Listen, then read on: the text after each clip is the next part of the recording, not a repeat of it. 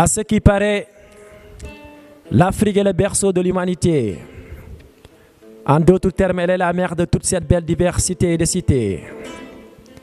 Il est écrit sur toutes les lèvres que l'Afrique est un mendiant assis sur une mine d'or. Non, l'Afrique n'est pas un mendiant. L'Afrique est une mère riche qui refuse toute sa richesse. Une mère qui préfère voir ses enfants souffrir et mourir sous ses yeux. Une mère paresseuse, inconsciente, insouciante, insolente, inconsolable.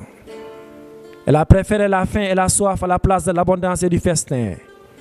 Elle s'est dès son enfance fait un faux destin. Afrique, mon Afrique. Non, Afrique, votre Afrique. L'Afrique de la France-Afrique. De l'esclavage à la colonisation en passant par l'impérialisme. N'oubliez pas cet état de somnolence que nous a infligé la dépendance de l'indépendance.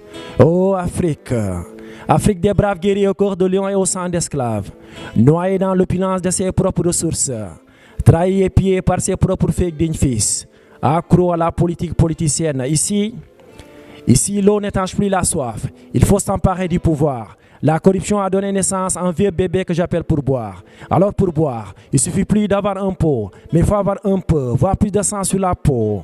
À ce qui paraît, les fauteuils de l'édifice sont adhésifs et importants. Ils ont épousé les fesses de nos dirigeants. Dirigeants, dirigés et redirigés contre le peuple. Allons faire un tour chez moi, au pays de la Teranga, où la nationalité ne compte que sur un bout de papier. Il faut être